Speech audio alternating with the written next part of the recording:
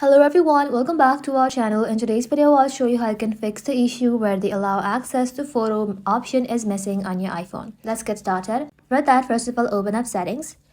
Inside settings, simply scroll down and then tap on apps. For example, if I tap on apps like Safari or CapCut, you will normally see photos permission right there, where you can choose to allow access. But if the option is missing for an app that should have photo access, then you will need to adjust another settings. Head back to your main settings, then tap on screen time. Inside here, simply scroll below, then tap on content and privacy restrictions. Inside here, you will be able to find photos option.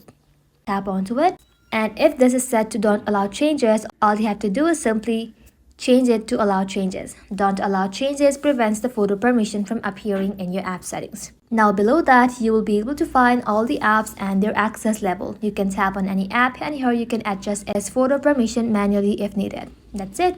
Your missing allow access to photo option should now be appear again. Thank you all for watching. If this video was helpful, leave a like and sub and I'll see you in the next one.